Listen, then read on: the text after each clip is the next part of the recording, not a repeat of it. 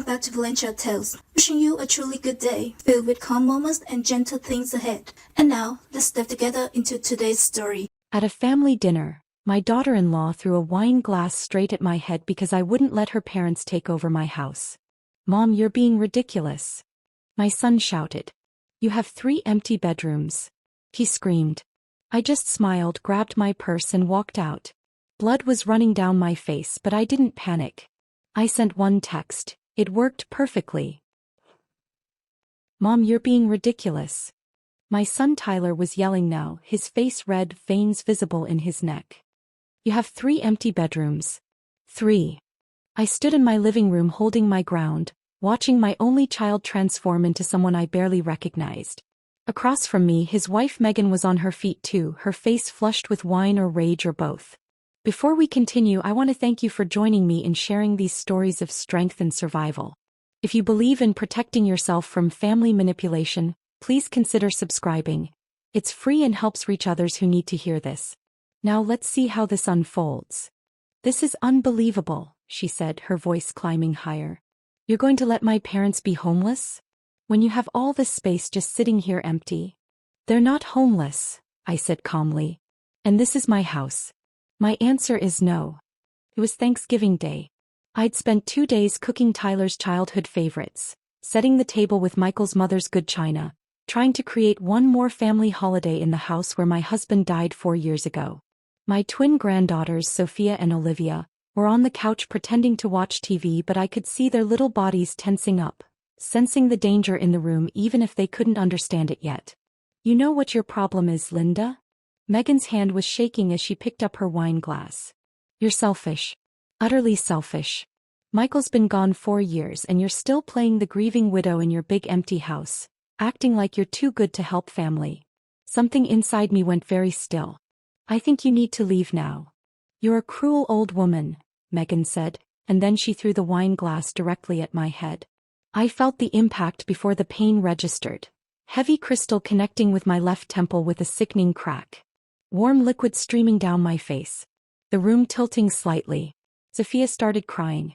Tyler shouted Megan's name but didn't move toward me. I touched my temple. My fingers came away bright red with blood. And I smiled. Because hidden cameras in my living room had just recorded everything. Because my attorney Catherine had prepared me for exactly this moment. Because this wasn't a disaster. This was the traps springing shut on the people who'd been trying to steal my house for months. But to understand how I got here, standing in my own home with blood running down my face, about to press assault charges against my daughter-in-law, you need to know what happened 2 months before when my bank called about a very suspicious transaction. It was a Tuesday morning in late September. I was still in my bathrobe, drinking coffee from the mug Michael bought me 20 years ago. The one that says, "World's Best Wife," in faded letters. The phone rang with a number I didn't recognize, official looking, the kind that usually means bad news. "Mrs. Harper? This is the Fraud Detection Department at First National Bank. We've flagged some unusual activity on your savings account." My coffee went cold in my hand. Unusual activity. Those words carry weight when you're 61 years old, living alone, managing the life savings you and your deceased husband spent 30 years building together. The woman on the phone was professional, reading from what was probably a script. Someone had attempted to transfer $15,000 from my savings account at 11:47 p.m. the previous night. The transaction failed because their fraud detection system caught it, but whoever tried had gotten far enough into my account to be deeply concerning. "They correctly answered 3 security questions," she explained. "Your husband's mother's maiden name. The street you lived on during college. Your first dog's name." I felt something shift in my chest, something cold and sharp. "Can you tell me where the attempt came from?" There was typing on her end. A pause that lasted 3 seconds too long. "The IP address traces to Cary, North Carolina. Does that mean anything to you?" "Cary? Where my son Tyler lives. Where he and Megan have been raising Sophia and Olivia in a townhouse they constantly describe as suffocating and way too small for a family of 4. I thanked the woman, confirmed I hadn't authorized any transfer, and asked her to email me all the details. Then I sat at my kitchen table for 2 hours straight, staring at that fraud alert, watching morning sunlight creep across the hardwood floors Michael and I had refinished ourselves back in 1998. My name is Linda Harper. I'm 61 years old and I've been learning how to live alone for 4 years now, ever since Michael collapsed in our front yard while mowing the lawn on a Saturday morning in June. One moment he was out there in his old Duke t-shirt pushing the mower in those neat diagonal lines he always insisted on, and the next moment he was on the ground clutching his chest. I ran outside barefoot. I held him while we waited for the ambulance. He died in my arms before the paramedics arrived, looking up at me with this expression of complete surprise, like he couldn't believe his story was ending this way. The silence that followed felt like drowning. Our 4-bedroom colonial in Raleigh, the house we bought in 1995 for $185,000, stretching our budget until we were terrified, suddenly became enormous and hollow. Every room echoed with emptiness. Every creak of the floorboards reminded me I was alone. The neighborhood changed around me while I stayed frozen in grief. What used to be modest middle-class families became an enclave of tech money and research Triangle Park executives. Our neighbors now drive Range Rovers and Teslas. They renovate their kitchens for amounts that make my stomach turn. Property values exploded. Our house is now worth $1.8 million according to the last appraisal, a number that seems surreal and vaguely obscene. People ask why I don't sell, why I don't downsize into something more appropriate for a widow living alone. My grief support group leader, Patricia, says I'm stuck in the past and need to create new memories in a new space. But they don't understand. This house holds everything that still matters. The kitchen where Michael taught me his mother's cornbread stuffing recipe, the one he made every Thanksgiving. The living room where we watched Tyler grow from a toddler taking his first steps to a teenager getting ready for prom to a man bringing home the woman he wanted to marry. The bedroom where Michael died, where I still sleep on my side of the mattress even though there's no reason anymore to leave half of it empty. The rose garden Michael planted in the backyard the year Tyler was born. I tend those roses every Sunday morning like it's a religious ritual. I prune them, water them, talk to them like Michael can somehow hear me through the soil and the roots and whatever exists beyond this life. This isn't being stuck.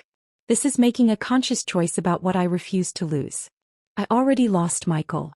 I'm not losing the house that still smells like him in certain rooms, that still creaks in the exact places where he used to walk.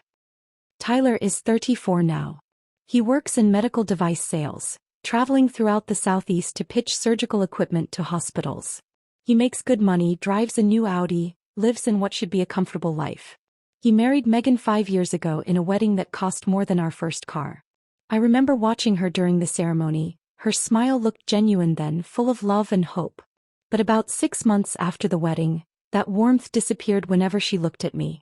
Now her smiles are tight and performative, like she's tolerating an obligation rather than enjoying family time. They have twin daughters, Sophia and Olivia, who turned 7 last month. Those girls are the only part of Tyler's life that still feels connected to the son I raised. When they visit, maybe twice a month, sometimes less, they run to me with construction paper drawings and stories about school. They ask if Grandpa's roses are blooming. They want to see the tree fort Michael built in the backyard before he died. They're innocent and pure in a way their parents stopped being years ago. Tyler spends those visits half present, constantly checking his phone, responding to work emails, making small talk that feels scripted and hollow. Megan makes pointed comments about my house. Must be nice having all this space just for yourself, she said during their last visit, walking through my dining room with an expression I couldn't quite read. We're basically on top of each other in our place. I can't even think straight with how cramped it is. At the time I thought she was just venting, making conversation, sharing normal frustrations about family life in a townhouse. Looking back now, I realize those visits weren't about family connection at all. They were reconnaissance. Tyler and Megan were studying my house, noting the layout, observing my routines, gathering information the way thieves study a bank before planning the robbery. I just didn't know I was the vault they were planning to crack open. That Tuesday morning, sitting with the fraud alert email glowing on my laptop screen, I felt something inside me crack and reshape. It was like watching water freeze, something fluid and warm turning hard and cold and impenetrable. I didn't call Tyler. Every maternal instinct screamed to pick up the phone, to give him a chance to explain, to believe there must be some reasonable explanation for why his IP address showed up on an attempted theft from my bank account. But some deeper wisdom held me back. Showing my hand too early would just make them more careful, more sophisticated in whatever they were planning next. Instead I called Catherine Brennan. Catherine is an estate attorney I met 3 years ago at the grief support group Patricia runs every Thursday evening at the community center. Catherine's husband died suddenly at 52, and before his funeral was even finished, his adult children from his first marriage appeared with a lawyer, contesting his will and questioning Catherine's mental competence.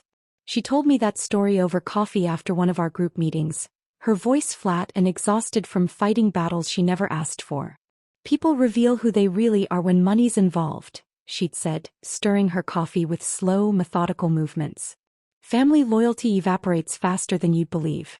Document everything, Linda. Trust no one when inheritance is on the table.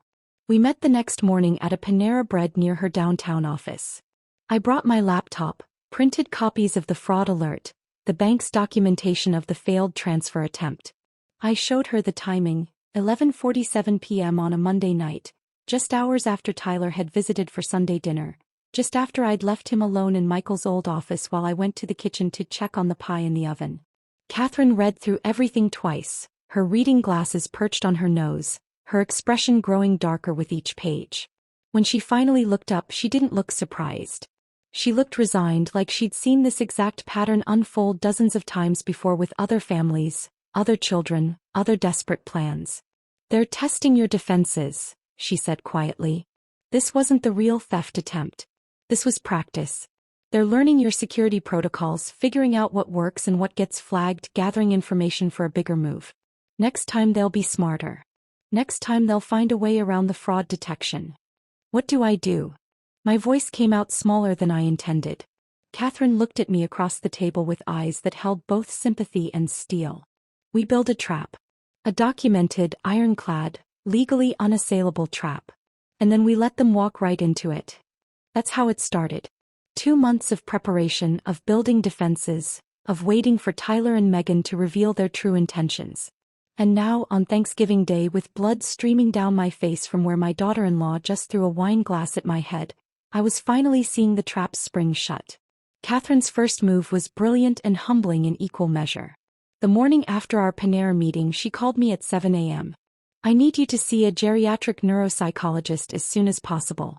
Today, if we can manage it. A neuropsychologist? Catherine, I'm not losing my mind. I know that.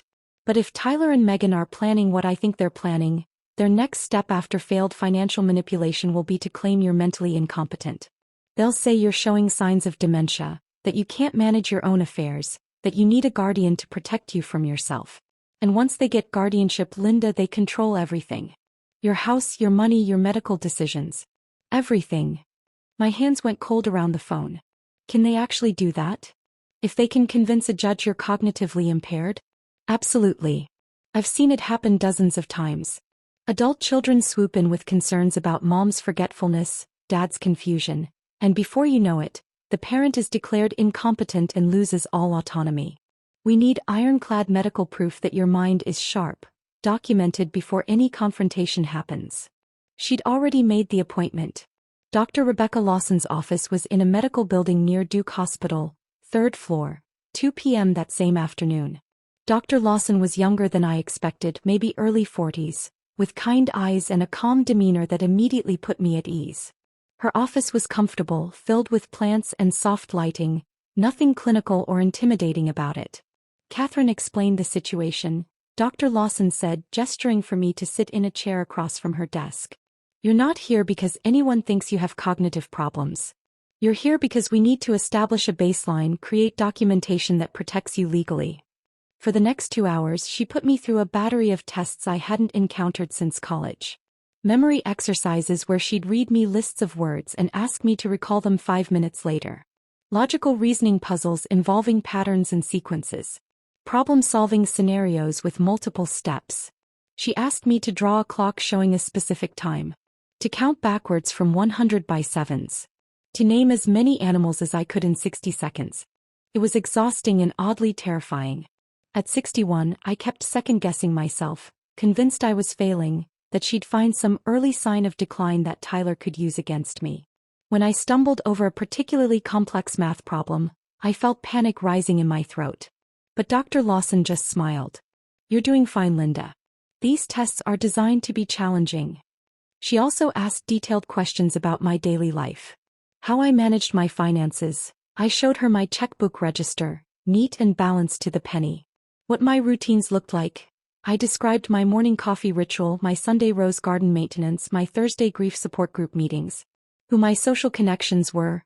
I named friends from the group, neighbors I chatted with, the woman at the grocery store who always saved the best tomatoes for me. When we finished, Dr. Lawson reviewed her notes and looked up at me with an expression of genuine warmth. Linda, your cognitive function is not just normal for your age. It's well above average. Your memory is excellent. Your reasoning skills are sharp. Your executive function shows no impairment whatsoever. If anyone tries to claim you're mentally incompetent, this evaluation will shut that down immediately. I felt tears prick my eyes. Thank you. I'm going to write up a comprehensive report with all the test results and I'll have it notarized. Catherine will make sure it's filed properly with witnesses who have no connection to your family. This is your shield, Linda. Anyone who challenges your competence will have to overcome medical evidence that says otherwise. Catherine met me at a coffee shop an hour later to review the report. She read through it twice, nodding with satisfaction. This is exactly what we needed. Memory, reasoning, decision-making, all documented as excellent. If Tyler tries to claim you're declining, we have proof from before any conflict that you were completely sharp. The second step felt even more serious. Catherine brought in another attorney, Gerald Hoffman, who specialized in what he called contest-proof estate planning. We met in his office downtown, a place with mahogany furniture and law books lining every wall. Your current will is standard, Gerald explained, spreading my documents across his conference table. But standard doesn't protect against determined family members who want to challenge it. We need to rebuild this with specific protective language. For 3 hours we went through every clause, every contingency. Tyler remained a beneficiary. I wasn't ready to cut my only son out completely, some stubborn part of me still hoping I was wrong about his intentions. But the conditions we added made any manipulation pointless. If Tyler contested the will for any reason, he'd get nothing. If he claimed I was incompetent or under undue influence when I signed it, he'd be completely disinherited. If he tried to access my assets before my death through legal maneuvering, the same consequences would apply. We also created separate education trusts for Sophia and Olivia, each worth $200,000, managed by an independent trustee Catherine recommended. The girls would receive that money when they turned 25, regardless of what their parents did or said. Your granddaughters shouldn't suffer for their parents' choices, Gerald said. This protects them while also protecting you. Catherine made me read the entire revised will 3 times out loud, ensuring I understood every word, every consequence, every protection we'd built in. 3 witnesses I'd never met, associates from Gerald's firm, watched me sign and notarize the document. This isn't just a will anymore, Catherine said as we left Gerald's office. This is a legal fortress. If they attack, they lose everything. The third step felt like crossing into territory I never imagined I'd need. Catherine introduced me to Marcus Webb, a retired police detective who now worked as a private security consultant. He showed up at my house on a Wednesday morning carrying a black duffel bag filled with equipment. I install these systems for seniors every week, Marcus said, his voice matter-of-fact as he surveyed my living room. Adult children think their parents are easy targets because they don't expect surveillance. They get comfortable, they get careless, and that's when they reveal their true intentions. Over the next 4 hours, Marcus installed tiny cameras in my living room, dining room, kitchen, and front hallway. The devices were incredibly small, disguised inside everyday objects. One inside a decorative bookshelf, angled to capture the living room. One hidden in a kitchen clock, covering the dining area. One in a picture frame in the hallway.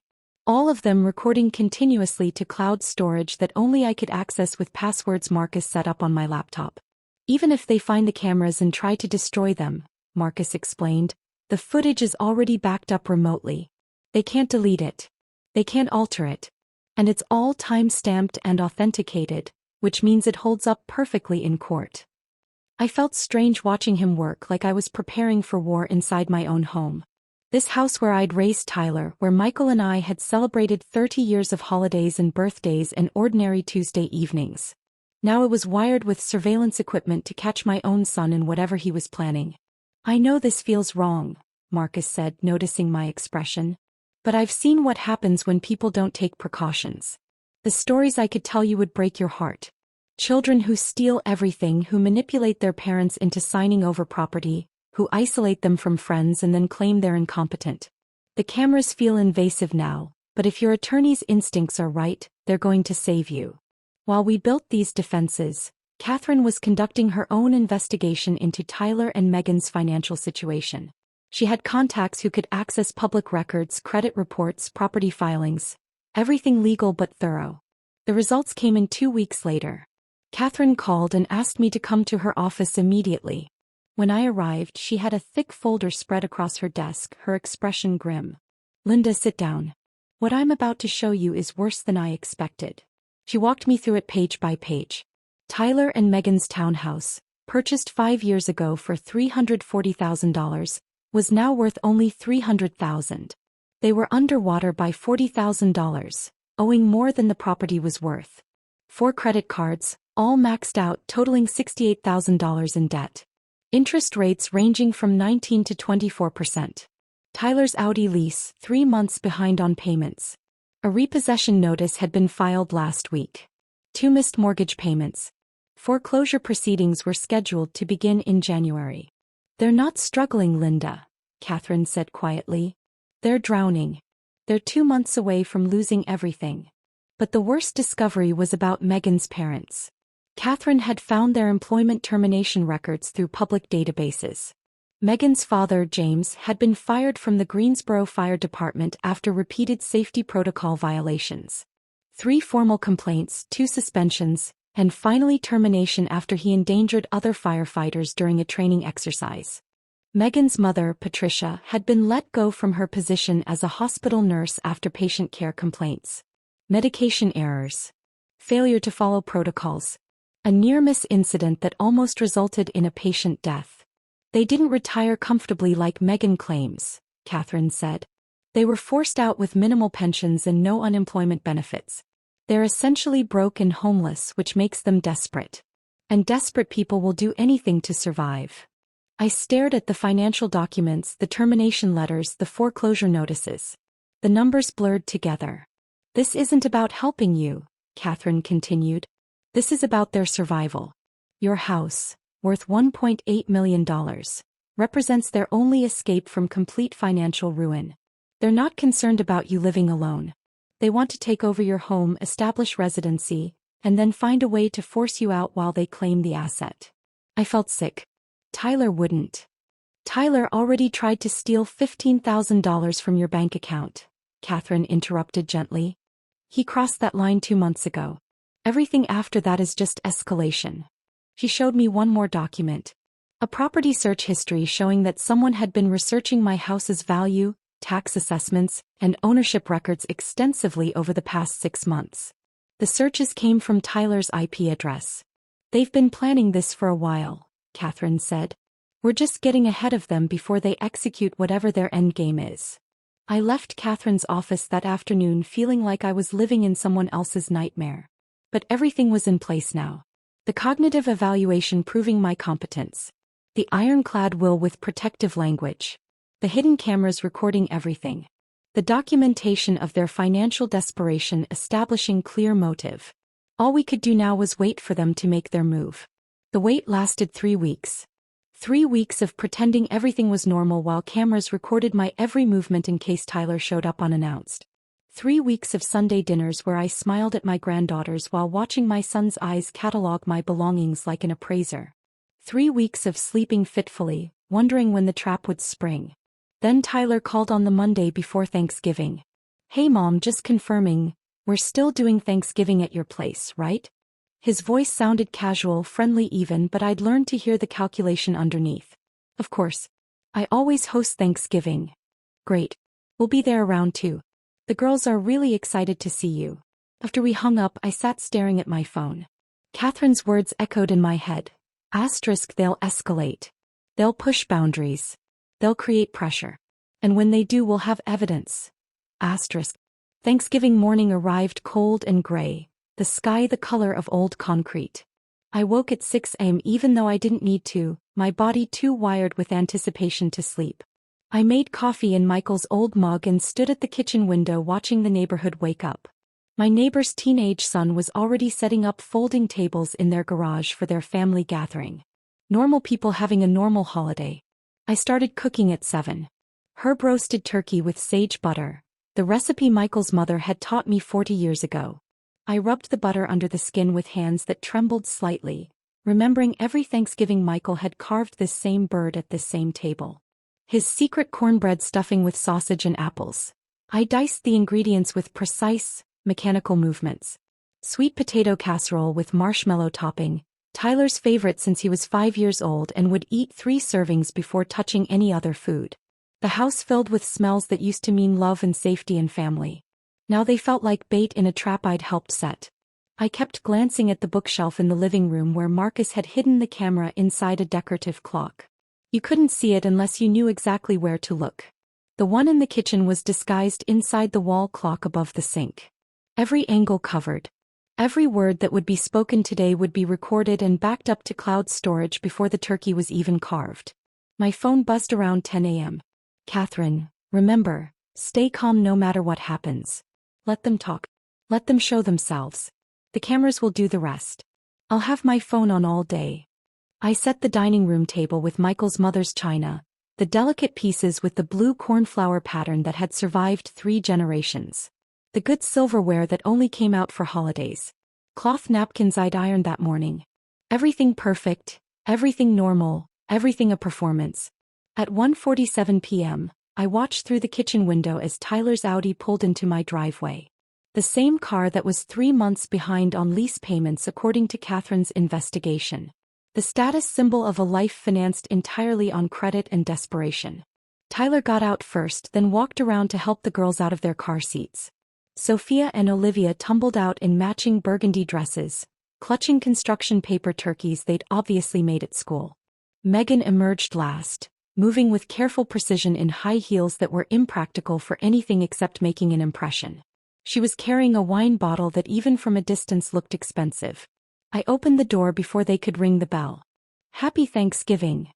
Sophia and Olivia ran to me immediately, wrapping their small arms around my waist. Grandma, we made turkeys at school. Mine has 17 feathers.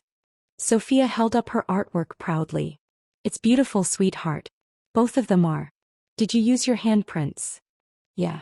Mrs. Patterson helped us trace them and then we got to color them with whatever colors we wanted. I did rainbow. Olivia did purple because purple is her favorite. The girls chattered on about school and their upcoming winter concert and the new playground equipment while Tyler approached with a hug that felt stiff and performative, like he was embracing a business associate instead of his mother. House looks great, Mom. Thank you. Come in, come in. It's cold out there. Megan stepped forward with her air kiss that barely grazed my cheek, bringing with her a cloud of perfume that made my eyes water. Linda, thank you so much for having us. This wine is extraordinary, $1.20 a bottle. It's from Napa, this tiny vineyard that only produces a few hundred cases a year.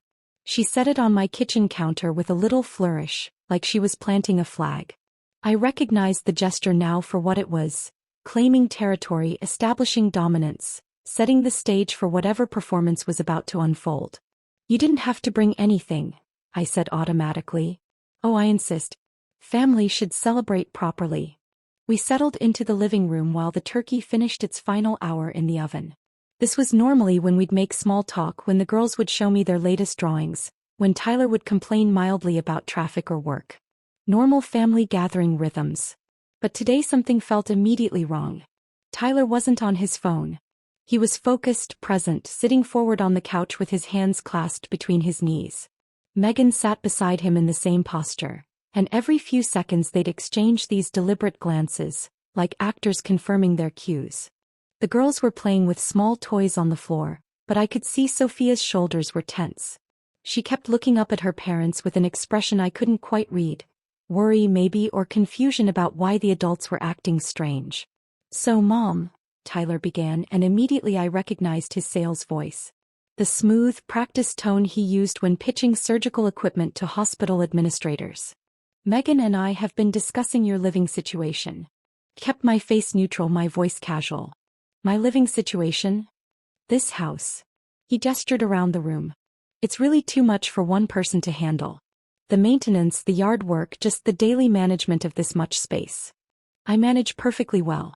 I have a cleaning service twice a month, lawn care every week. The house is paid off. I'm comfortable. Megan leaned forward, her face arranging itself into an expression of concern that looked rehearsed in front of a mirror. But Linda, you're alone here. What if you fall and no one finds you for hours? What if there's a medical emergency in the middle of the night? We worry about you constantly. I almost laughed at the transparency of the lie. They hadn't worried about me at all until they needed something from me. I have my Apple Watch with fall detection, I said. And my neighbors check on me regularly. Mrs. Patterson next door and I have coffee every Wednesday. Tyler and Megan exchanged another glance, longer this time, and I could see them recalibrating their approach. Here's the thing, Mom, Tyler continued. Megan's parents, you remember Jim and Patricia, they just retired last month. Her dad's pension from the fire department, her mom's retirement from the hospital. They sold their place in Greensboro, but the market here is brutal right now. Everything's overpriced and they're staying in a hotel burning through their savings. The lies were so smooth, so practiced. I knew from Catherine's investigation that Jim and Patricia hadn't retired, they'd been fired. That they had minimal pensions and no savings left to burn through. But I let Tyler keep talking. We thought, Megan jumped in, her voice climbing with manufactured enthusiasm, what if my parents moved in here temporarily? Just until they find something permanent. 6 months, maybe a year at most. They'd pay you rent, help with maintenance, keep you company. My mom was an ER nurse for 30 years. She'd be amazing if you had any medical issues. She was setting up the guardianship play. Get the in-laws established in my house, position them as my caretakers, then use that as evidence I couldn't live independently. I looked at Tyler, really looked at him, and saw a stranger wearing my son's face. No. The single word landed like a stone in water. Megan's smile fractured at the edges. No. Just like that. You won't even consider it. I don't need to consider it. This is my home. I'm not interested in having roommates, temporary or otherwise. I value my privacy and my independence. Tyler's jaw tightened and I watched his sales pitch persona start to crack. Mom, be reasonable. We're trying to help you. I don't need help. What I need is for my family to respect my boundaries. Boundaries? Megan's voice went up an octave. Linda, we're talking about family. My parents are good people. They raised me, helped us with our down payment, babysit the girls every week. And now when they need help, you're just going to say no? When you have all this space sitting empty. It's not empty. I live here. You live here alone. Megan was standing now, her face flushed.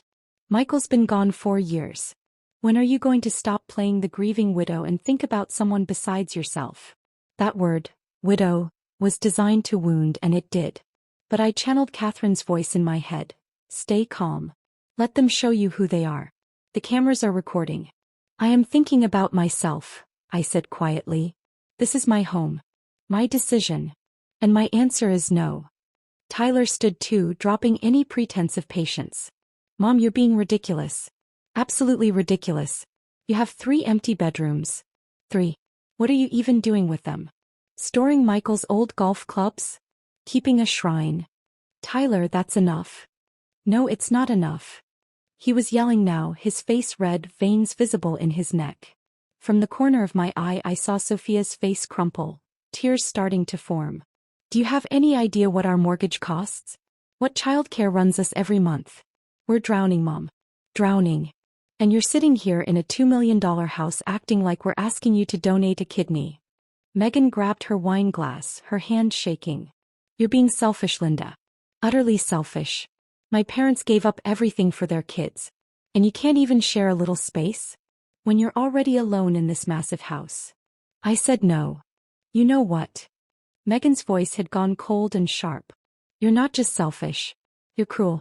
You're a cruel old woman who's going to die alone in this house because you care more about your precious privacy than your own family. I stood up and my voice came out colder than I'd ever heard it. I think you need to leave now.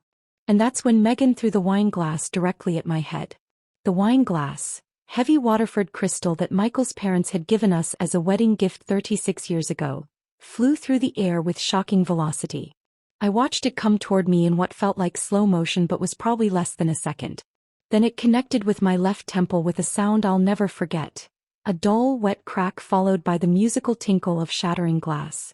The impact registered before the pain. I felt the blow, felt my head snap slightly to the side from the force, felt warm liquid immediately streaming down my face. My hand went automatically to my temple and came away bright red with blood. The room tilted. I gripped the back of Michael's armchair to steady myself. Everything came into sharp focus. Sophia crying, a high-pitched wail of pure terror. Olivia frozen on the floor with her mouth open, her construction paper turkey forgotten in her lap. Megan standing with her hands still extended, her face cycling rapidly through emotions. Rage, shock, dawning horror as she realized what she'd just done. Tyler shouted, "Megan!" But he didn't move toward me. He didn't ask if I was okay. He turned immediately to his wife, reaching for her arm, trying to comfort her while she started crying. In that single moment I saw exactly where his loyalties lay. I touched my temple again. Blood was flowing freely now, soaking my fingers, dripping onto the collar of my cream blouse. The cut throbbed with each heartbeat. Wine mixed with blood on my skin, staining everything it touched. And beneath the shock and pain I felt something else. Satisfaction. Because 4 hidden cameras had just recorded everything. Every word of their rehearsed pitch. Every escalation. Every insult. The moment Megan grabbed the glass. The throw. The impact. My calm responses throughout. Tyler yelling about my 3 empty bedrooms, while his daughter cried in fear. The trap had sprung shut perfectly. "You need to leave," I said. My voice came out eerily calm, almost flat. "Mom," Tyler started. "Take the girls and leave my house. Now." Megan was sobbing, her hands covering her face. "I didn't mean, I'm so sorry, I just." "You need to go," I repeated. "I'm going to the hospital." I walked to the bathroom with careful, measured steps, very aware that the hallway camera was recording my composed exit. Blood dripped onto my blouse, my hand the hardwood floor. I grabbed a kitchen towel from the linen closet and pressed it against the wound, then looked at myself in the mirror. Blood matted my gray hair. Wine stained my cream blouse in dark purple splotches. The gash above my eyebrow was deep, the edges ragged from where the crystal had torn the skin. My face was pale beneath the blood.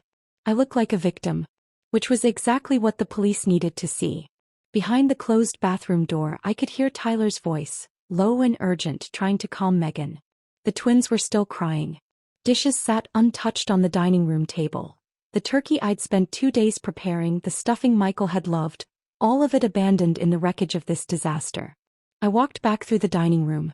Tyler and Megan were on the couch now, her face buried in his shoulder, him murmuring something I couldn't hear. The girls had retreated to the far corner, huddled together. "Please leave and lock the door behind you," I said, grabbing my purse from the hall table. "My car keys. My phone. I'm going to the emergency room." Tyler stood up. "Mom, wait. Let me drive you. This was an accident. Megan didn't mean." "It's assault," I interrupted, my voice still that strange flat calm. "That's what the police will call it. And I need you to leave before I call them." "You're not going to call the police." Tyler's voice carried a note of disbelief. "She's family. He made a mistake. She's apologizing." She threw a glass at my head and opened a 2-inch gash that's going to need stitches. "That's not a mistake. That's assault." I walked past him to the front door. Tyler followed me, still talking, still trying to minimize what had just happened. "Mom, please. Think about the girls. Think about what this will do to them if you involve the police. Let's just talk about this. Megan will get help, anger management or something." I turned at the door and looked at my son. Really looked at him. "You stood there and called me ridiculous for not giving you my house. You yelled at me while your daughter cried in fear. And when your wife threw a glass at my head, you didn't check if I was okay. You comforted her. That tells me everything I need to know about who you've become." His face crumpled, but I was already walking out, already getting into my car. I drove 3 blocks before the adrenaline started wearing off and my hands began shaking on the steering wheel. Blood had soaked through the towel. The throbbing in my temple intensified into sharp, stabbing pain. I pulled over in a Target parking lot and sat there breathing carefully, methodically, keeping myself together. Then I pulled out my phone and sent a text to Catherine. It worked perfectly. Her response came within seconds. On my way to Duke Regional. Don't talk to Tyler. Document everything. I started the car again and drove to the hospital, checking my reflection in the rearview mirror at red lights. The blood looked dramatic against my pale skin. The wine stains on my blouse would photograph well. I looked exactly like what I was. An elderly woman who'd been assaulted by her own family. Duke Regional Medical Center's emergency room was surprisingly manageable for Thanksgiving afternoon. Most people were still at home with their families, not yet dealing with the usual holiday injuries. A triage nurse took one look at my temple and immediately escalated my intake. How did this happen? She asked, gently examining the wound. My daughter-in-law threw a wine glass at my head during Thanksgiving dinner. Her eyes widened slightly, but her professional composure held. Hey, let's get you taken care of. I sat in the waiting room for maybe 15 minutes, pressing the blood-soaked towel to my head, when Catherine burst through the entrance doors. She was in jeans and a casual sweater, her hair pulled back in a ponytail. Clearly she'd been pulled away from her own family gathering. She saw me and her expression hardened into something fierce. Show me. I pulled back the towel. The bleeding had slowed but hadn't stopped. The wound looked ugly, the edges ragged and gaping. Tell me everything, Catherine said, sitting down beside me and pulling out her phone. Every word. Every action. Exact sequence of events. I recounted the entire dinner. The way Tyler and Megan had sat on the couch like presenters at a business meeting. The rehearsed pitch about my living situation. Their coordinated tag teaming. Tyler's escalation into yelling about my 3 empty bedrooms. Megan's insults about me playing widow. The moment she grabbed the glass.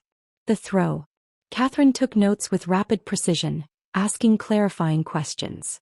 Who said what first? When exactly did Tyler start yelling? What were Megan's exact words before she threw the glass? She called me a cruel old woman who was going to die alone. Catherine's jaw tightened. And Tyler. He yelled at her name after she threw it. But he didn't come to me. He went to comfort her. Good. That's important for the statement. Catherine looked up from her phone. Linda, I need to ask you directly. Do you want to press charges? I didn't hesitate. Yes. And I want a restraining order. Catherine nodded once, decisive. I'll call Durham County Sheriff right now. Given your age, you're 61. This isn't just simple assault. North Carolina law has specific statutes for assault on a person over 60 by a family member. This is elder abuse, Linda. It's a serious felony. A felony? For throwing a glass. For assault with a deadly weapon causing serious injury to an elderly person by a family member. That glass was a weapon. Your injury required medical treatment. You're over 60. She's family. All those factors elevate the severity. Within 30 minutes, 2 sheriff's deputies arrived at the emergency room. The younger one was male, maybe late 20s, with short cropped hair and a professional demeanor. The senior deputy was a woman in her 50s with gray-streaked hair pulled back in a tight bun and eyes that looked kind but had probably seen every form of human cruelty imaginable. They introduced themselves, Deputy James Martinez and Sergeant Ellen Kozlowski, and asked if we could speak somewhere private. A nurse directed us to a small consultation room off the main ER corridor. Sergeant Kozlowski pulled out a small recording device. Mrs. Harper, we're going to document your statement. Take your time, tell us everything that happened, and we'll ask clarifying questions as needed. For the 3rd time that afternoon, I recounted Thanksgiving dinner. But this time I was more detailed, more specific. The deputies listened with focused attention, Sergeant Kozlowski taking written notes while the recorder captured my voice. When I mentioned the failed bank transfer attempt from 2 months earlier, Tyler's attempt to steal $15,000 using my personal security information, both deputies' expressions sharpened. Ma'am, have you filed a report about that incident? Deputy Martinez asked. Not yet. But I have all the documentation from my bank. We'll need to see that, Sergeant Kozlowski said. Financial exploitation combined with physical assault. That's a pattern we see frequently in elder abuse cases. This wasn't just a family argument that got out of hand. This was escalation from an ongoing situation. They asked Catherine for her contact information, took copies of the bank fraud alerts on her phone, and then asked permission to photograph my injury. Sergeant Kozlowski took photos from multiple angles with a professional camera, Close-ups of the gash, wider shots showing my blood-stained blouse, my wine-soaked collar, the exhaustion and stress visible in my face. "We're going to bag your blouse as evidence," Deputy Martinez said. "Do you have something else to wear?" A nurse brought me hospital scrubs. I changed in the bathroom, carefully peeling off the ruined blouse. Looking at it, the wine stains, the blood, the physical evidence of what my daughter-in-law had done, made something crack inside my chest. This was really happening. My family had really tried to destroy me. When I emerged, Sergeant Kozlowski was speaking quietly with Catherine. She turned to me with an expression of professional compassion. "Mrs. Harper, we're going to contact your son and daughter-in-law tonight for statements. Based on what you've told us and the evidence we've documented, we'll be filing assault charges against Megan. Given the circumstances, this will likely be charged as assault with a deadly weapon causing serious injury. That's a Class E felony in North Carolina." "What happens next?" I asked. "She'll be arrested probably tomorrow morning. She'll be processed, arraigned, and a judge will set bond. You can request an emergency protective order, which I strongly recommend. We'll include that in our report." After they left, a doctor finally came to examine my wound. He was young, probably a resident, with gentle hands and a calm bedside manner. "This is going to need stitches," he said, cleaning the area with antiseptic that stung sharply. 6, maybe 7. "It's deep but clean. Should heal well, though you'll have a scar." As he worked, threading the needle through my skin with careful precision, I thought about that scar. How I'd see it every day for the rest of my life. How it would be a permanent reminder of the day my son chose his drowning marriage over his own mother. The day I finally stopped making excuses for family and started protecting myself instead. The doctor finished, applied a bandage, and handed me care instructions and a prescription for antibiotics. Catherine drove me home. My house was dark and empty when we pulled into the driveway. Part of me had expected Tyler to be waiting on the porch. But the street was quiet, just the distant sounds of other families finishing their Thanksgiving celebrations. "Let's check the footage," Catherine said. We went straight to my office, a small room at the back of the house that used to be Michael's workspace. His desk was still here, the one he'd refinished from a yard sale find 30 years ago. I'd kept it exactly as he'd left it, though now my laptop sat where his accounting ledgers used to be. I pulled up the cloud storage system Marcus had set up, my fingers trembling slightly as I entered the password. Catherine pulled a chair close beside me, her reading glasses perched on her nose. "Start from when they arrived," she said quietly. I clicked on the living room camera feed and dragged the timeline back to 1:47 p.m. The screen showed my empty living room, then Tyler appearing in the doorframe, followed by the girls, then Megan. We watched in silence as the afternoon unfolded from 4 different angles. The living room camera captured everything with brutal clarity. Tyler and Megan settling onto the couch, their postures identical, both leaning forward, both with this rehearsed intensity. Every few seconds they'd make eye contact, these deliberate glances that looked like actors checking their cues. The girls playing on the floor, gradually getting quieter, their small bodies tensing as they sensed something wrong. "Look at that," Catherine said, pausing the footage. "See how synchronized they are. That's not spontaneous concern. That's a practiced presentation." He was right. Watching it from this remove, with the shock and adrenaline worn off, the choreography was obvious. The way Megan would speak, then Tyler would build on what she said. The way they'd pass the conversation back and forth like a relay race. They'd rehearsed this, probably multiple times, refining their pitch until it sounded natural. We switched to the dining room camera angle, watching the escalation. Megan standing up, her voice climbing.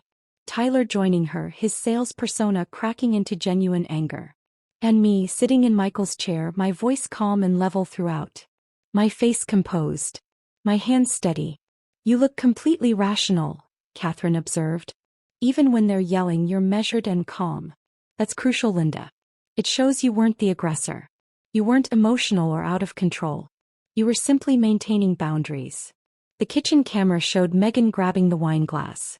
We watched her hand shake, watched her face contort with rage as she picked it up. Catherine replayed that section 3 times, watching the exact moment when Megan's anger transformed into action. "Premeditated," Catherine muttered. It wasn't a reflexive throw.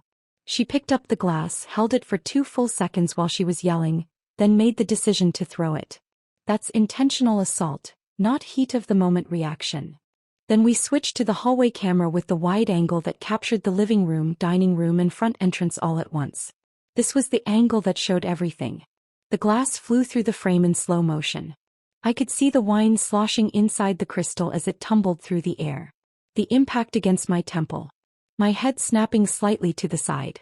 Blood immediately visible. The glass shattering, pieces falling onto the carpet. Sophia's scream was loud enough that the audio peaked and distorted slightly. But what made my chest tighten was what came next. Tyler didn't move toward me. He turned to Megan, reached for her, pulled her into a hug while she started sobbing. The girls were crying in the corner. And I stood there, touched my bleeding temple, walked calmly to the bathroom. "He didn't check on you," Catherine said, her voice hard. "His mother is bleeding from a head wound and he comforts his wife instead. That tells a jury everything they need to know about his priorities." We watched the rest.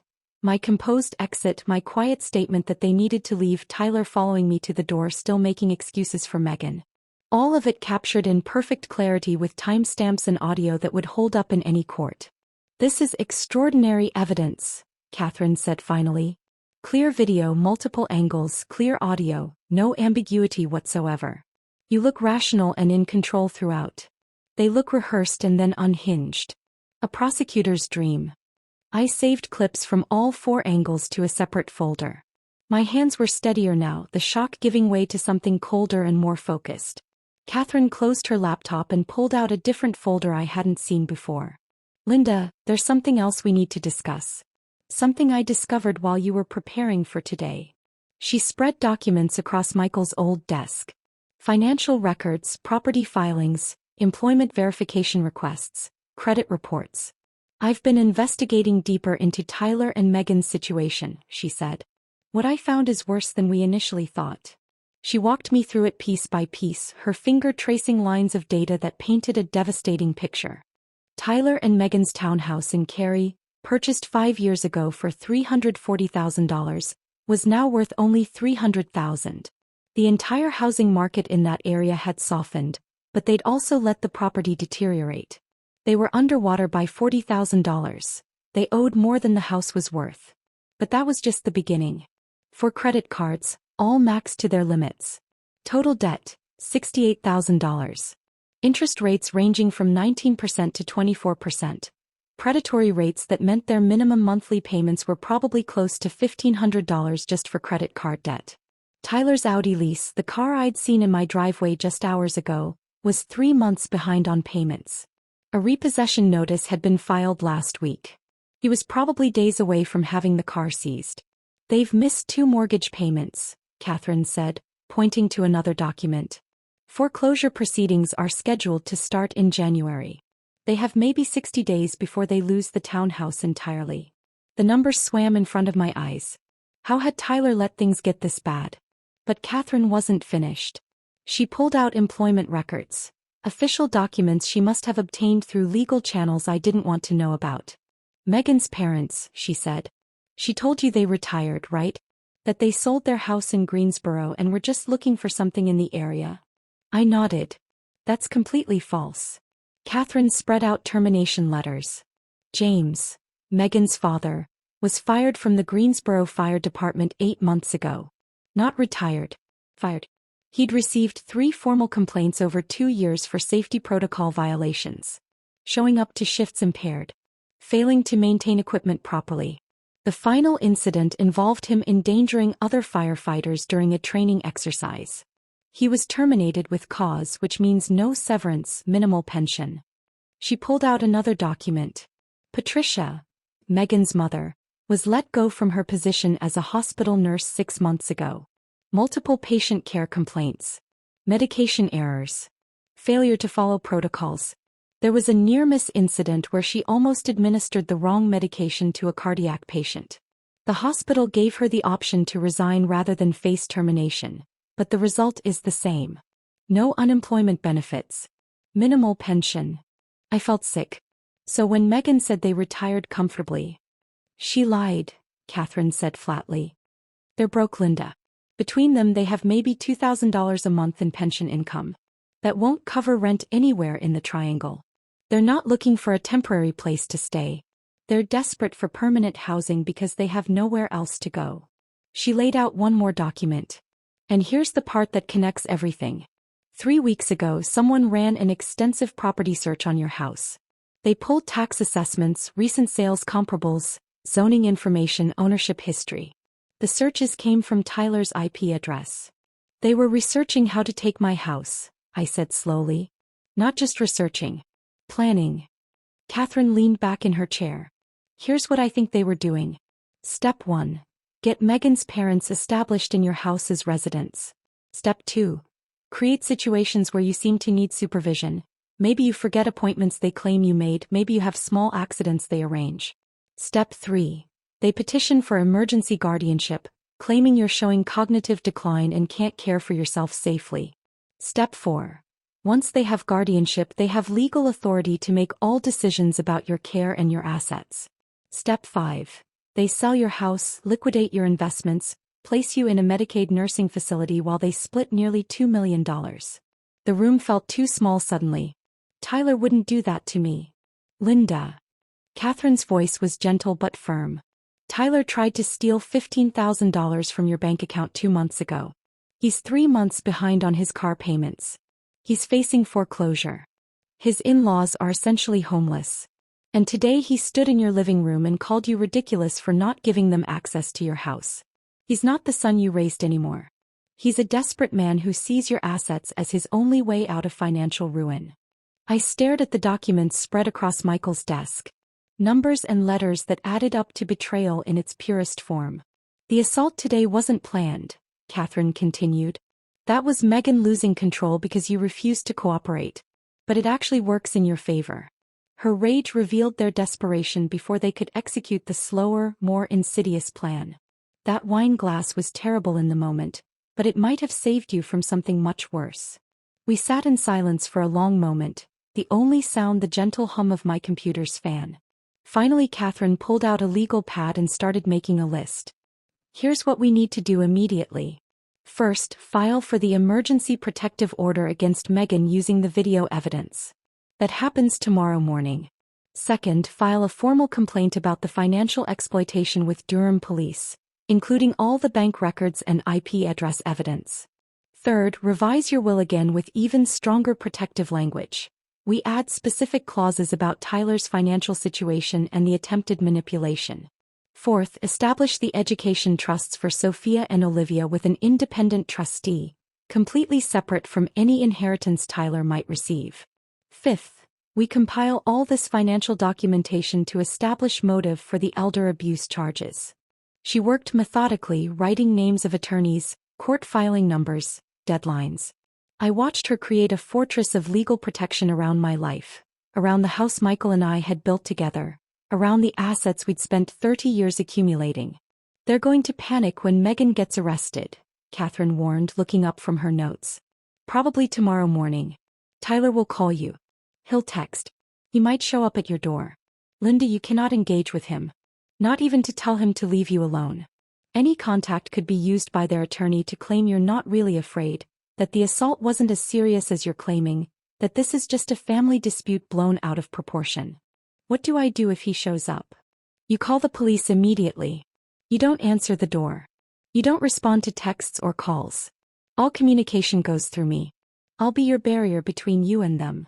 It was nearly midnight when Catherine finally gathered her things to leave. I walked her to the door, my body aching with exhaustion, the stitches in my temple throbbing with each heartbeat. At the door, she turned and gripped both my shoulders, looking directly into my eyes. Linda, what happened today was horrible. Genuinely horrible. But in a strange way, that wine glass was a gift. It revealed their true nature before they could execute their real plan. If Megan hadn't lost control, if they'd managed to get her parents into this house, you'd be fighting a much harder battle 6 months from now. I nodded, not trusting my voice. Get some sleep, Catherine said.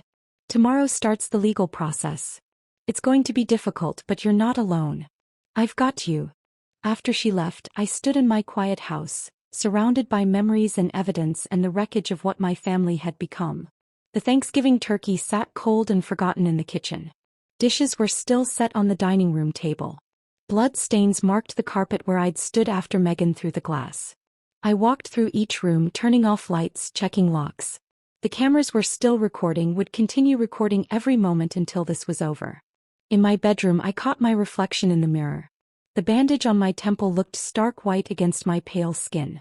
My eyes looked older than they had this morning, like I'd aged years in a single afternoon. I climbed into bed on my side of the mattress, leaving Michael's side empty out of habit. Outside, the neighborhood was quiet. Other families sleeping off their Thanksgiving dinners, unaware that 3 blocks away, a mother had just watched video footage of her own son choosing his wife over her bleeding body.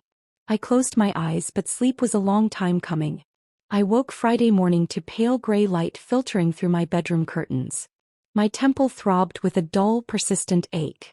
For a few disoriented seconds, I forgot what had happened. Then I touched the bandage on my forehead and everything came rushing back.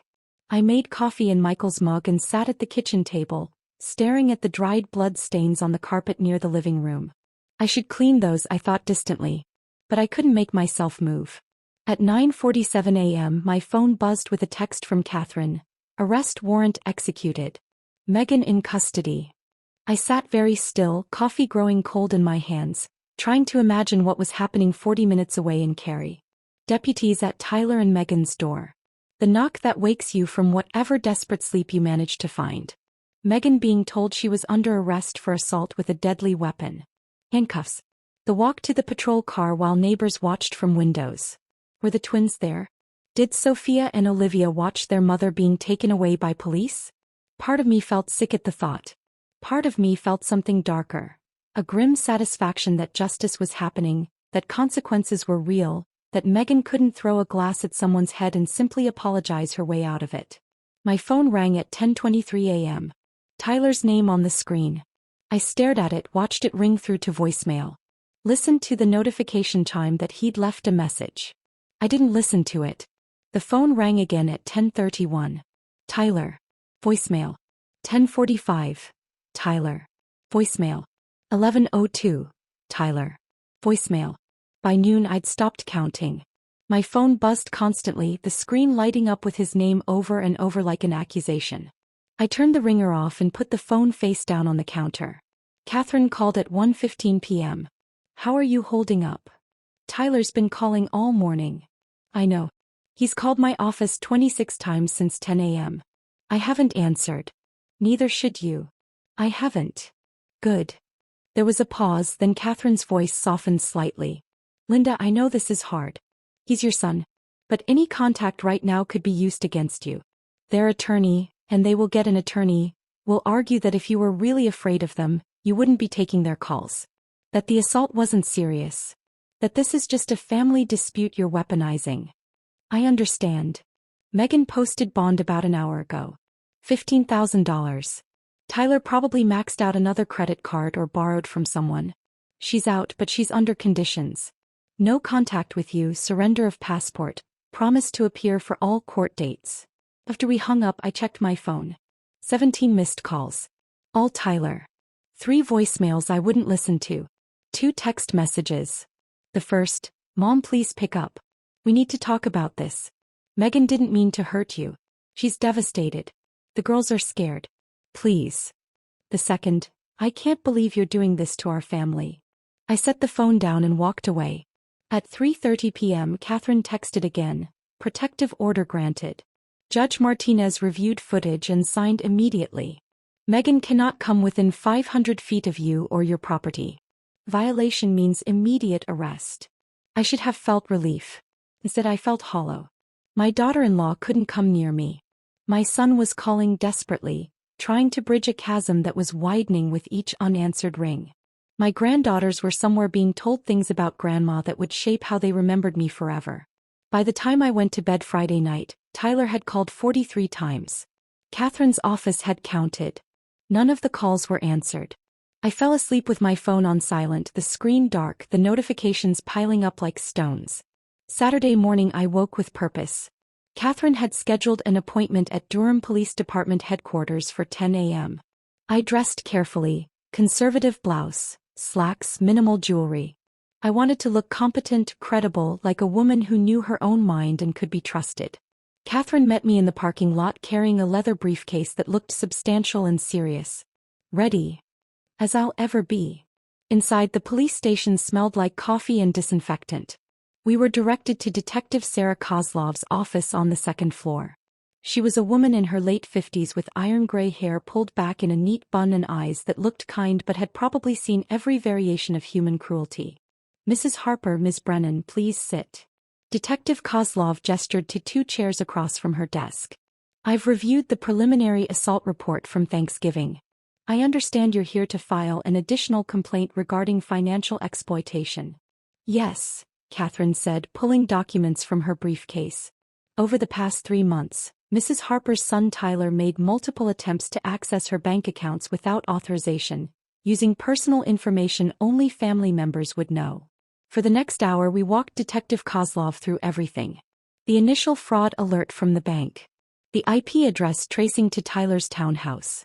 The timeline showing the access attempts correlated exactly with Tyler's visits to my house. The security questions. Michael's mother's maiden name, our College Street address, our first dog's name. Information Tyler had gathered over years of family dinners and holiday celebrations. Detective Kozlov took notes, her expression growing darker as we progressed. "Financial exploitation of vulnerable adults is one of the fastest-growing crimes in North Carolina," she said. "Most victims are over 60. Most perpetrators are family members. The fact that this escalated to physical violence suggests they were getting desperate. They're facing foreclosure," Catherine added. 2 months from losing their home. Significant credit card debt. The financial pressure was mounting. Detective Kozlov nodded slowly. "That tracks with what we see. Financial desperation plus family access equals exploitation. I'm opening a formal investigation today. We'll subpoena the bank records, get the full history of access attempts. Mrs. Harper, I want you to understand this will take time. Financial crimes are complex to prosecute, especially when family relationships are involved." "I understand," I said. "I just want it documented. I want a record that this happened." "You'll have that," Detective Kozlov promised. Within the week, the bank provided comprehensive records to the police. Not just the one failed transfer attempt I knew about, but multiple attempts over 3 months. Tyler and Megan had been practicing, testing my security protocols, learning which questions they could answer, preparing for a larger theft. The bank's fraud detection system had blocked every attempt, but the pattern was clear. Systematic, deliberate, escalating. Monday afternoon, Catherine and I met with Gerald Hoffman in his downtown office. This was our 3rd attorney meeting in a week, but this one felt the most permanent, the most final. "We're building what I call a bulletproof will," Gerald explained, spreading documents across his conference table. "Not just protective language but punitive consequences for any challenge or manipulation." We spent 3 hours going through every clause, every contingency, every possible attack vector Tyler or Megan might use to contest my estate. Gerald's approach was methodical and ruthless. Tyler remained a beneficiary. I wasn't ready to completely disinherit my only son, some stubborn part of me still hoping for reconciliation years from now. But the conditions were ironclad. No contesting the will for any reason. No claims of incompetence or undue influence. No attempts to access my assets before my death through guardianship or power of attorney. Any violation of these conditions would trigger complete disinheritance. Tyler would receive nothing. Not a dollar. Not a photograph. Nothing. "We're also creating separate education trusts for your granddaughters," Gerald said. $200,000 each, managed by an independent trustee Catherine will recommend. The girls receive the money at age 25 regardless of what their parents do or say. Tyler and Megan can't touch it, can't contest it, can't use it as leverage. "These girls deserve a future even if their parents are predators," I said, my voice catching slightly. Gerald looked at me over his reading glasses. "You're protecting innocence while punishing manipulation. That's exactly what a good will should do." 3 witnesses from Gerald's firm, people I'd never met who had no connection to Tyler or Megan, watched me sign the document. Each page was initialed, notarized, filed with the county clerk. By the time we finished, my estate was a legal fortress that would take an army of lawyers years to penetrate. Tuesday afternoon I was reading in my living room when the doorbell rang. The sound made me flinch. I'd been jumpy since Thanksgiving, startling at every unexpected noise. I pulled up the security camera feed on my phone. Tyler stood on my porch looking like he'd aged 10 years in 5 days. Unshaven. Rumpled clothes that might have been the same ones he'd worn at Thanksgiving. Dark circles under bloodshot eyes. He looked broken. Part of me wanted to open the door. Part of me wanted to mother him, to fix whatever was wrong, to make everything okay like I'd done when he was small and the world hurt him. But I'd learned that some hurts are self-inflicted. Some pain is earned. I pressed the intercom button, creating a barrier of technology between us. The protective order doesn't include you, but I'm asking you to leave. Tyler's voice came through tinny and desperate. Mom, please. Just 5 minutes. I need to explain. I need you to understand. Understand what? I interrupted. That you tried to steal $15,000 from my bank account? That you researched my property value to plan how to take my house? That you stood in my living room calling me ridiculous while your wife threw a glass at my head? His face crumpled on the screen. We were desperate, Mom. The townhouse, we're going to lose it. Megan's legal fees are going to destroy us. Her parents have nowhere to go. The girls. Stop, I said, my voice harder than I'd ever used with him. Tyler, I raised you better than this. I taught you about integrity, about asking for help honestly instead of trying to manipulate it. You didn't come to me and say, Mom, we're struggling financially. You tried to hack my bank account. You tried to push Megan's parents into my home as step 1 of a guardianship scheme. That's not desperation. That's betrayal. I didn't know Megan would. Yes, you did. You stood there and watched her escalate. You yelled right alongside her. You called me selfish and ridiculous. And when she threw that glass, you didn't protect me. You comforted her. Silence stretched between us, filtered through an intercom speaker and a locked door. I've updated my will, I continued. You're still in it, but with conditions. Any attempt to contest it, any claim that I'm incompetent, any legal maneuvering to access my assets before I die, you get nothing.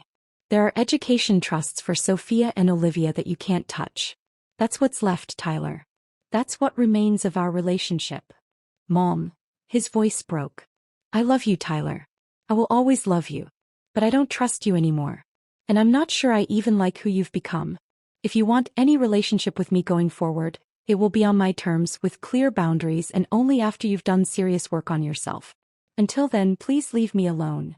I turned off the intercom and watched through the camera as he stood there, mouth opening and closing like he was trying to find words that wouldn't come. His shoulders shook. He might have been crying. He stood on my porch for 4 minutes and 17 seconds. I timed it, watching the security feed, my own vision blurring with tears I refused to let fall. Then he turned and walked back to his car, the Audi that would probably be repossessed within days, and drove away.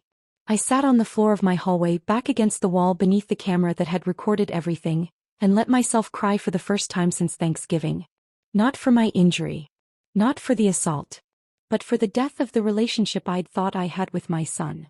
For the realization that the Tyler I'd raised, the boy who'd cried in my arms after his first heartbreak, who'd called me from college just to hear my voice, was gone, replaced by a desperate man who saw me as an obstacle between him and financial survival.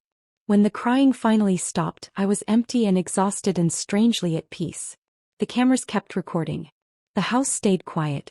And I began to understand what it meant to choose myself over a family that had already chosen to destroy me. The weeks after Tyler's porch confrontation blurred together in a strange rhythm of legal proceedings and forced normalcy. I'd wake up, make coffee, check the security cameras out of habit even though no one was coming. I'd tend Michael's roses on Sundays. I'd attend my grief support group on Thursdays. And every few days, Catherine would call with updates about court dates, hearings, motions filed and denied. Megan's case moved through the court system with bureaucratic slowness. Her arraignment happened 2 weeks after Thanksgiving.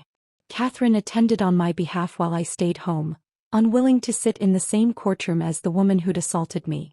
Megan pleaded not guilty initially, which surprised exactly no one. Her attorney was a young public defender named Marcus Webb, no relation to the security consultant who'd installed my cameras. He looked barely 30, exhausted in that way public defenders always do, carrying too many cases with too few resources. Catherine said he'd approached her before the hearing asking about a plea deal. He's seen the video, Catherine told me over coffee at our usual Panera. He knows she can't win at trial. He's trying to minimize damage. The plea negotiations stretched over months. Megan's attorney argued it was a one-time incident, stress-related, completely out of character. He submitted letters from former colleagues at the hospital where she'd worked before the twins were born, describing her as compassionate and patient. Letters from her parents. The same parents who'd been fired from their jobs but were now portrayed as upstanding citizens. Even a letter from Tyler describing Megan as a devoted mother overwhelmed by financial pressure. The prosecutor, a no-nonsense woman named Diana Chin, countered with the security footage. She made the court watch all 4 camera angles. She highlighted the rehearsed nature of their pitch, the coordinated tag teaming, the escalation that showed calculation rather than spontaneous loss of control. She didn't just throw wine in a moment of anger, Diana argued during one hearing I attended via video conference. She picked up a heavy crystal glass, held it while she continued yelling, then made a deliberate decision to throw it at an elderly woman's head. That's assault with a deadly weapon, not heat-of-the-moment reaction. Judge Martinez, a stern woman in her 60s who reminded me of my high school principal, watched the footage 3 separate times in chambers. Catherine said the judge's face remained impassive throughout, but she took extensive notes. In late March, 4 months after Thanksgiving, Megan took a plea deal. Assault causing serious injury, reduced from the original felony charge of assault with a deadly weapon. 18 months probation with strict conditions. 200 hours of community service. Mandatory anger management counseling. 1 session per week for the entire probation period. And the part that mattered most to me, a permanent protective order. Megan couldn't come within 500 feet of me or my property for the rest of her life. She couldn't contact me directly or through third parties. She couldn't attend events where I was present. If I showed up at a future school graduation for Sophia or Olivia, Megan would have to leave. The elder abuse aspect is noted in the court record, Catherine explained after the sentencing hearing. But it wasn't prosecuted as a separate charge. The judge wanted it documented in case there's any future behavior pattern. I should have felt victorious. Instead, I felt hollow. My daughter-in-law had a criminal record now. My son's wife was a convicted criminal. My granddaughters would grow up knowing their mother had assaulted their grandmother. Detective Kozlov's investigation into the financial exploitation took longer and ended with results that left me frustrated and angry. By April, she had everything documented. The multiple access attempts over 3 months, the IP addresses all tracing to Tyler's townhouse, the security questions only family would know, the pattern of escalation clearly visible in the bank records. She presented it all to the Durham County District Attorney's Office recommending charges of attempted financial exploitation of a vulnerable adult. The DA declined to prosecute.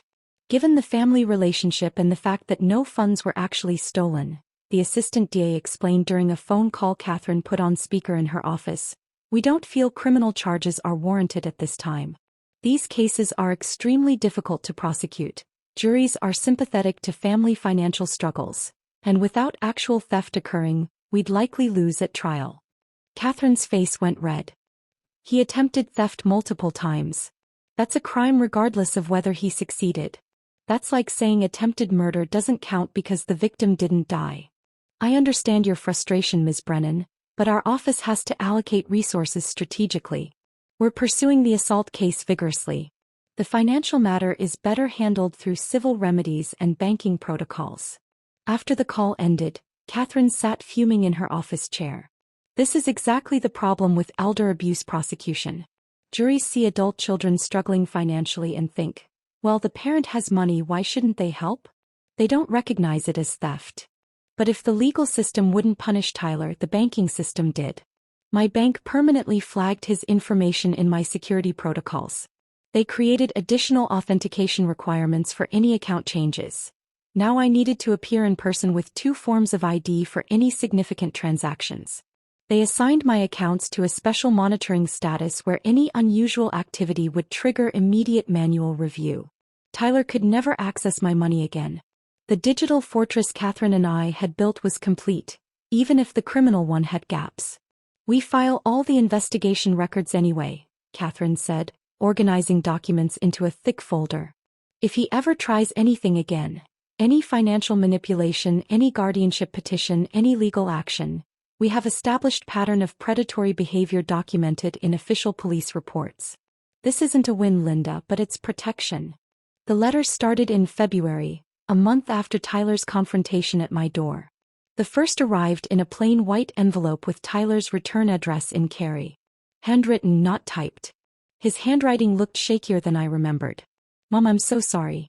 I know saying it doesn't change anything, but I need you to know I never meant for any of this to happen. Megan was under so much stress. The townhouse, her parents, the girls. I should have protected you. I should have stopped her before things escalated. I failed as a son. I'm sorry. I read it once, sitting at my kitchen table with coffee growing cold. Then I filed it in a folder I labeled Tyler, Evidence, and put it in my office filing cabinet. The second letter came a week later, longer, more detailed. Mom, I need you to understand what we were facing. The mortgage was 3 months behind. They were going to foreclose. We were going to lose everything. The house, our credit, the stability the girls need. Megan's parents really were desperate. I thought if they could just stay with you temporarily, it would give us breathing room to figure things out. I never wanted to take your house. I just wanted help. That one I read twice, analyzing the language. The way he framed their plan as help, rather than manipulation. The way he positioned their financial crisis as my problem to solve. I filed it with the first letter. Over 7 months, 10 more letters arrived. Some were weeks apart. Some came in clusters. 3 letters in 5 days, like Tyler was spiraling and writing was his only outlet. Letter 3 justified the bank access attempts. I was just trying to check on your finances to make sure you were okay, to see if you needed help managing things. Letters 4 and 5 were purely apologetic again, describing Megan's stress, their marriage counseling, their efforts to rebuild. Letter 6 included photos of Sophia and Olivia at their school's spring concert, with a note. The girls miss you so much. They ask about you constantly. They don't understand why Grandma won't see them anymore. That one landed like a knife between my ribs. I stared at the photos, the twins in matching dresses holding recorders, smiling at the camera, and felt grief so acute it was physical. But I didn't respond. Because using the girls as emotional leverage was manipulation, and I recognized it now. Letters 7 and 8 turned subtly accusatory. I can't believe you'd destroy our family over one mistake. Megan was having a breakdown. He's getting help now. Anger management, therapy, everything. You're choosing your house and your pride over your own son and granddaughters. Letter 9 was short. Mom, please. Just talk to me. 5 minutes. That's all I'm asking. Letters 10 and 11 arrived in June, 7 months after Thanksgiving. By then Tyler's tone had shifted to something approaching acceptance. I know you're not going to respond. I know I destroyed your trust. But I need you to know I love you. I'll always love you. And if you ever decide you want to talk, I'm here. I read each letter once, filed it in the folder, and never wrote back. Because words on paper were easy. Tyler could craft apologies, explain circumstances, frame desperation as justification. But I remembered the reality. The calculation in his eyes during Thanksgiving dinner, the sales pitch he and Megan had rehearsed, the way he'd comforted his wife instead of checking on his bleeding mother.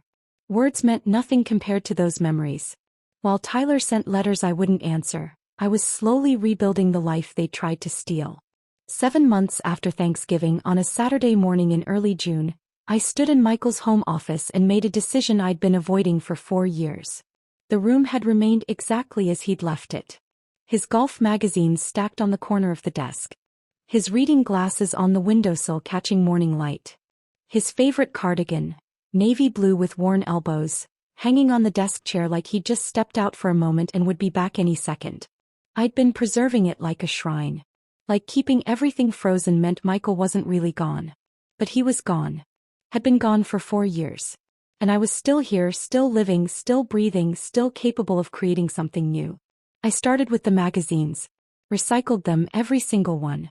The reading glasses I packed carefully and donated to the Lions Club. The cardigan I held for a long moment, breathing in the faint scent that might have been Michael or might have been my imagination, then folded it gently and added it to the donation box. His golf clubs, the expensive set he'd saved for 3 years to buy, I donated to a youth program that taught underserved kids. Michael would have liked that. By afternoon the office was empty. Just the desk and the chair and the blank walls and the window overlooking the backyard where Michael's roses still bloomed every summer. I bought watercolor supplies at an art store near Cameron Village. Easel, paper, brushes, a beginner set of paints in tubes with colors I couldn't name. The young woman who helped me was patient and enthusiastic, probably assuming I was a grandmother trying a new hobby. She was right, I suppose. That's exactly what I was. I painted badly at first. Clumsy landscapes that looked like a child's work.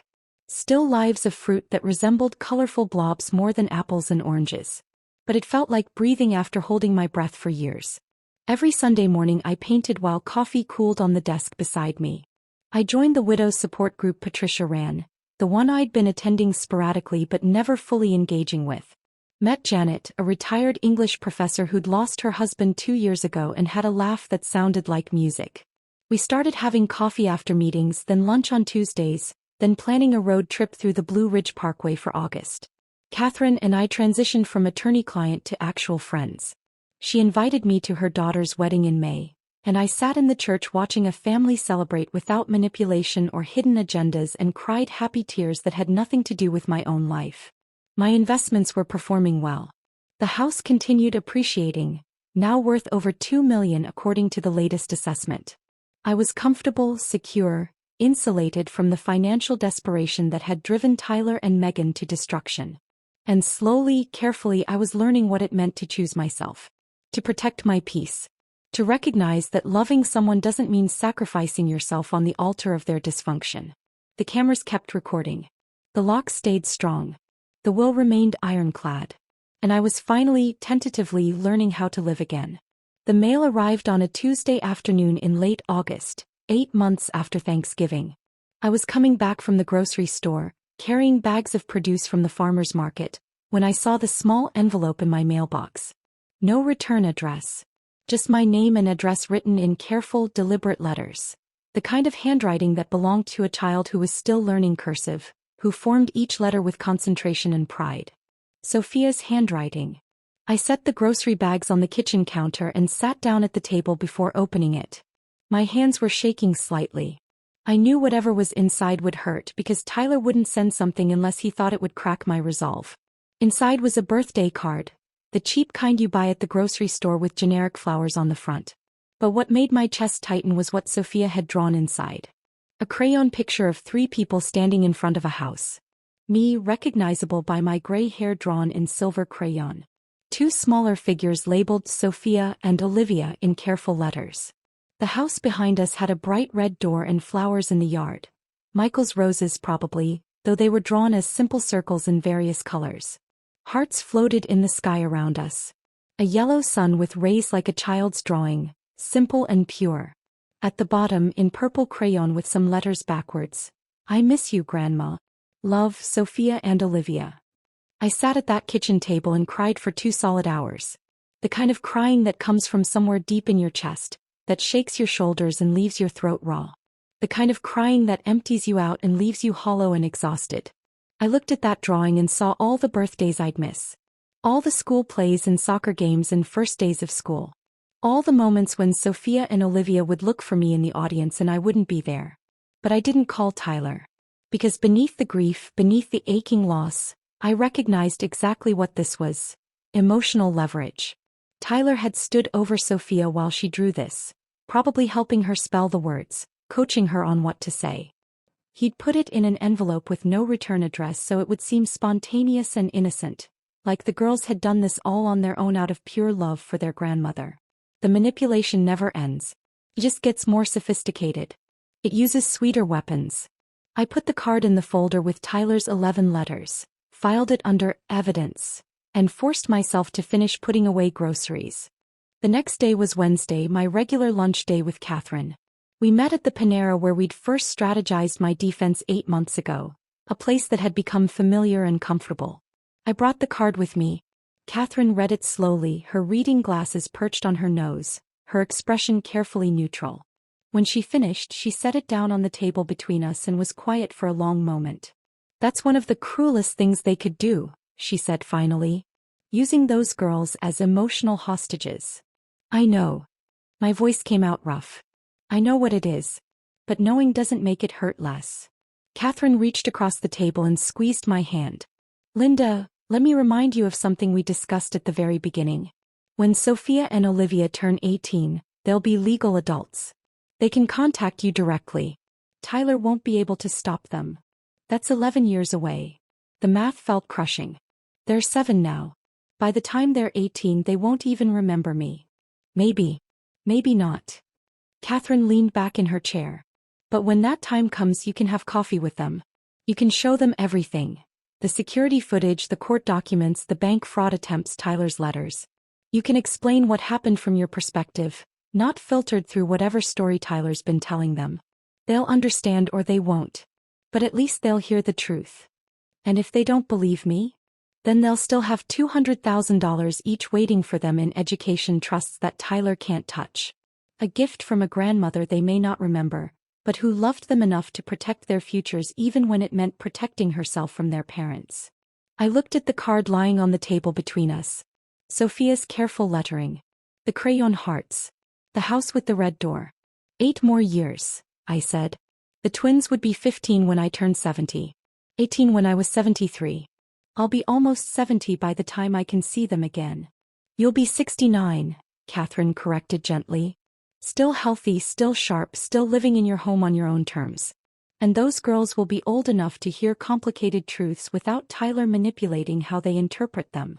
He was right. I knew she was right. But the grief didn't care about logic or strategy or long-term planning. The grief just wanted to hold my granddaughters again. I'm keeping the card, I said. Not to torture myself, but because someday when Sophia's 18 and sitting across from me at a coffee shop asking why I disappeared, I want to show her this. I want her to see that her father used her love as a weapon. Catherine nodded slowly. That's fair. That's evidence. Just don't let it become something you stare at every day. I didn't. I filed it away and tried to focus on the life I was building in the space Tyler and Megan had tried to steal. I'm 61 years old. I might have 30 more years ahead of me. I might have 3. None of us knows our expiration date. Michael certainly didn't when he went out to mow the lawn that June morning 4 years ago. But however many years I have left, I'm living them deliberately. Intentionally. On my own terms. My financial advisor called last week with the quarterly investment report. Everything's performing well. Between Michael's life insurance, my retirement accounts, and the house appreciation, I'm more than comfortable for whatever life I have remaining. I'll never need to worry about money or depend on anyone for support. The house continues appreciating. The neighborhood gets more valuable every year as more tech money floods into the research triangle. My 4-bedroom colonial that we bought for $185,000 in 1995 is now worth over $2 million according to the latest county assessment. Tyler and Megan tried to steal that. Tried to manipulate me out of it through fake concern and family pressure and eventually violence. They failed. Last month I spent 2 weeks in Savannah, walking the historic squares alone, eating at restaurants Michael and I had always planned to visit but never made time for. I stayed in a bed and breakfast with a view of the river. I took a ghost tour. I bought watercolors from a local artist and painted the Cathedral of St. John the Baptist from a bench in Lafayette Square. Next month Janet and I are driving the Blue Ridge Parkway, taking our time, staying at small inns, acting like the carefree widows we never imagined we'd become. We're both learning what it means to build a life after loss, to find joy in unexpected places, to recognize that endings can also be beginnings if you're brave enough to look for them. Every Sunday morning I paint in what used to be Michael's office and is now my art studio. The room doesn't feel haunted anymore. It feels like possibility. My paintings are getting better. Still not good, probably never will be good, but better. More confident. More willing to take risks with color and composition. The rose garden Michael planted the year Tyler was born still blooms every June. I tend it like always, pruning and watering and talking to flowers like my husband can somehow hear me through the roots in the soil. But now I cut bouquets for Janet and the other women from my support group instead of letting the roses wither on the stems. Michael would like that, I think. He always hated waste. I catch my reflection sometimes in mirrors or windows when the light hits a certain way and I see the scar on my left temple. It healed into a thin silver line, barely visible unless you're looking for it, but always there. That scar is a reminder. It reminds me of blood and wine and Thanksgiving dinner destroyed. It reminds me of my son calling me ridiculous while his daughters cried in fear. It reminds me of the moment I chose myself over a family that had already chosen to betray me. And I don't regret it. Not even a little. That scar means I survived. It means I recognized manipulation and refused to be a victim. It means I protected myself when my own family wouldn't. If you're reading this, if you're dealing with adult children who think they're entitled to your home, your money, your autonomy, please listen to what I learned the hard way. Get a lawyer. A good one who specializes in elder law and estate protection. Don't wait until something happens. Do it now while you're still thinking clearly and can make decisions without pressure. Document everything. Keep records of weird questions about your finances. Note when someone shows unusual interest in your living situation. Save emails and texts. Install security cameras if you need to. Don't ignore the warning signs. That son who suddenly wants to help manage your bank accounts. That daughter-in-law who keeps suggesting you need supervision. That pressure to sign documents just to make things easier. These aren't expressions of love. They're reconnaissance for something bigger. And most importantly, this is the hardest part. Don't feel guilty for protecting yourself. Even from your own blood. Especially from your own blood. Because at the end of the day, you don't owe anyone your peace, your security, or your home. Family doesn't get to manipulate you just because you share DNA. Love doesn't mean letting people destroy you. I wake up every morning in my own bed, in my own house, living my own life. The doors are locked. The cameras are still recording. The will is ironclad with penalties for anyone who tries to contest it. My accounts are protected with authentication protocols Tyler can never breach again. And I sleep fine at night. Better than fine, actually. I sleep with the peace that comes from knowing I chose myself. From knowing that when the people who were supposed to protect me instead tried to destroy me, I had the strength to walk away. The house is quiet now. Just me and Michael's memory and the roses that bloom every summer. My Tuesday lunches with Catherine. My Thursday support group. My Sunday morning painting sessions. Janet's terrible jokes that make me laugh until my sides hurt. It's a smaller life than I imagined at 61. Smaller than the one I dreamed of when Tyler was born, when I pictured holidays with grandchildren and family dinners that felt safe instead of dangerous. But it's mine. Completely, entirely, protectively mine. And some days that's enough. Some days that's everything. The scar on my temple catches light when I turn my head. A permanent reminder of the Thanksgiving that changed everything. The day blood mixed with wine and my son showed me exactly who he'd become.